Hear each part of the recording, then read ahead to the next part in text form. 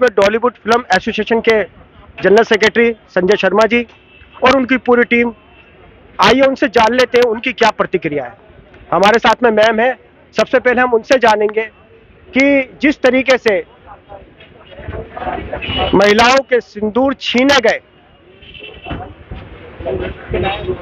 जिस तरीके से आतंकवादियों ने इस कायराना हरकत को अंजाम दिया, बहुत बेरहमी से मारा है, उनकी क्या प्रतिक्रिया है? मैम, आपकी क्या प्रतिक्रिया है जिस तरीके से ये जो हुआ हादसा, आप इस पे क्या कहना चाहेंगे? हादसा तो ये उसकी कितनी निंदा की जाए, मुझे अल्फाज नहीं है मेरे पास, लेकिन ये बहुत बहुत बुरा हुआ है। और इसका अंजाम जो है एक सीधे साधे लोगों को कितना बेयर करना पड़ रहा है, ये मैं सोचती हूँ कि इसको सोचते हुए ही, हमें इमेजिन करते हुए ही दुख होता है कि ये कैसे उन्होंने बेयर किया होगा। जब हम अपने आप पे ये बात लाते हैं तो हमें महसूस होता है कि ये कैसे उन लोगों ने किस तरह से ये सब मैनेज किया होगा उस वक्त। एक लड़की का उन्होंने बताया, आज मैंने अखबार में पढ़ा, 4-5 दिन हुए थे शादी को और उनके हस्बैंड चले गए, नेवी में थे शायद। तो इस तरह की चीजें जो हो रही हैं, उसके लिए हमारे जो संगठन है, नॉन गवर्नमेंटल संगठन, उनको भी जुड़ करके करना चाहिए। कुछ जंतर मंत्र पे धरना होना चाहिए और ये कड़ी से कड़ी सजा ऐसे गुनाहगार को मिलनी चाहिए, ये मैं कहती हूँ। मोदी सरकार ने जिस तरीके से पानी को रोका है पाकिस्तान के जाने वाला, और जिस तरीके से जो पाक उच्चायुक्त के यहाँ पर जो ऑफिस है उसमें से काफ़ी लोग स्टाफ घटा दिया है, बैरिकेड हटा दिए गए हैं, और ये भी कहा गया है कि जो पाकिस्तान से वीज़ा लेकर आए हुए हैं इंडिया, उनको 48 घंटे के अंदर खाली कर। इससे संतुष्ट हैं आप? जी, मैं तो संतुष्ट हूँ, क्योंकि ये कहाँ से कौन आया है इस वक्त कुछ नहीं कह सकते, लेकिन कश्मीर के जो सराउंडिंग कंट्रीज हैं उनको लेकर के अभी तो फिलहाल बैन होना चाहिए। कोई भी है, अफगानिस्तान है या पाकिस्तान है, जिससे भी थोड़ा सा लग रहा है कि कौन कर सकता है। आपको याद होगा कि जो नवंबर 26 को हादसा हुआ था बॉम्बे में, उसमें किसका हाथ था? उस चीज को लेकर के कितना बोलबाला हो रहा है।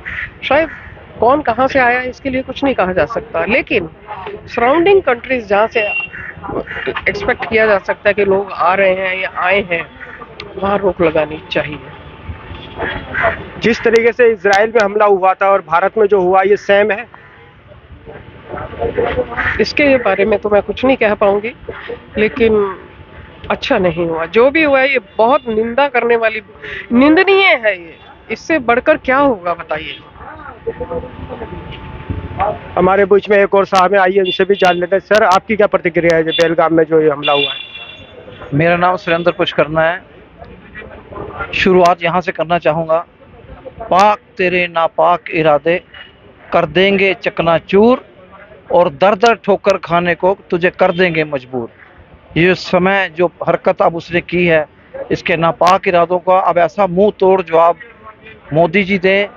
मोदी जी क्या, मैं सारे भारत की जनता से विनती करूंगा कि ठीक है, वो शब्द कुछ भी हों, एक हैं हम, मैं भी बात मुट्ठी करके, तो हम एक हैं, और भारत का चाहे हिंदू मुसलमान इस वक्त बिल्कुल एक है, और उसको जवाब देना चाहिए जो ये हरकत कर रहा है। और ऐसा जवाब, ये जो अभी आपने क्वेश्चन पूछा सिंधु का या जल का, मैं कहता हूँ अभी इसको बिल्कुल टोटली परमानेंट कट ऑफ कर दीजिए।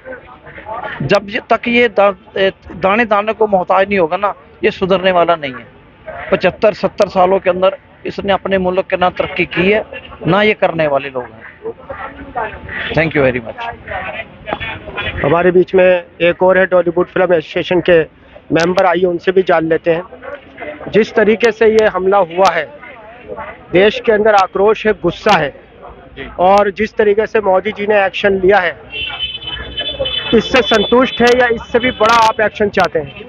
देखिए, अभी तक तो कोई एक्शन हुआ नहीं है। ठीक है, आपने इंडस का जो वाटर सप्लाई रोका हुआ है, ये सब स्ट्रेटेजिक चीज़ें हैं। जनता जिनके घर में जिनके सुहाग उजड़े, जिनका भाई गया है, जिनके पिता गए, बच्चों के सामने उनके पिता की हत्या की गई, निर्मम हत्या की गई है, वो जिन्हें भेजा गया था पाकिस्तान से ट्रेन करके, या जो भी मैसेंजर थे वो जो डिलीवर करने आए थे यहाँ, वो लोग बेसिकली एक अनपढ़ कम्युनिटी होती है। उन्हें कुछ पता नहीं होता, उन्हें बस टारगेट दिया जाता है कि यहाँ जाओ, 25-26 लोगों को मार के चले आओ। तो वो तो एक स्लीपर सेल होते हैं। और इसमें दो तीन चीज़ें आपको समझनी पड़ेगी। सबसे पहले कि आज़ादी के इतने साल बाद भी तो कौन से रास्ते जहाँ से ये आते हैं और जाते हैं, उन रास्तों तक हमारी पकड़ क्यों नहीं है, पहली चीज़। दूसरी चीज़, उस तंत्र को समझिए कि जहाँ से इनकी ट्रेनिंग दी जाती है और जहाँ से ये तैयार होकर आते हैं, अपना काम करते हैं और गायब हो जाते हैं। तीसरी चीज़, वहाँ का जो लोकल जो सिस्टम है, इको सिस्टम है, क्या वो उसको सपोर्ट करता है? क्या वहाँ के मुसलमानों को पता है कि ये घटना होने वाली है?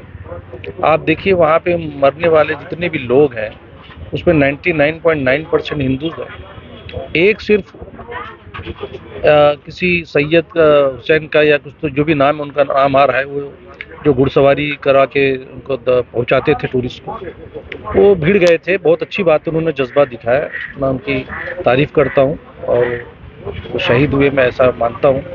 लेकिन अमूमन अगर आप देखो तो बहुतायात में ये टारगेट किलिंग है। Target killing specifically religion based है और इन आतंकवादियों का मजहब है। हर मुसलमान आतंकी नहीं होता है, लेकिन हर आतंकी मुसलमान ज़रूर होता है, ये मैं कहना चाहूँगा।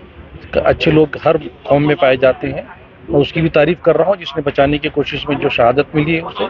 लेकिन मुद्दा ये है कि भारत का जो इंटेलिजेंस है वो क्यों फेल रहा। और दूसरी चीज़, पहलगाम जैसे सेंसिटिव एरियाज में आपका जो डिप्लॉयमेंट है जो आम टूरिस्ट को सेफगार्ड कर सके, वो क्यों फेल रहा। और इस घटना के बाद लगभग 1-1.5 घंटे तक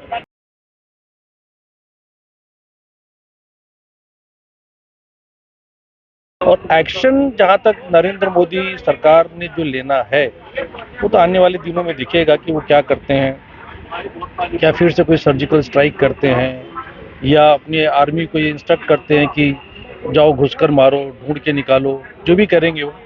लेकिन देखिए सर, एक शरीफ घर में जब किसी की मौत होती है तो उस मौत का गम, उस मौत का खामियाजा किसी और की मौत से कभी भी पूरा नहीं हो सकता। जिस बच्चे का बाप चले गया, उसका साया उठ गया, उसको इस बात से क्या फर्क पड़ता है कि इंडियन आर्मी ने 100 पाकिस्तानियों को मार दिया या 100 आतंकवादियों को मार दिया। उसके बाप की कीमत, उसके भाई की कीमत, उसके शौहर की कीमत 1000 पाकिस्तानी सिर के बराबर भी नहीं हो सकती।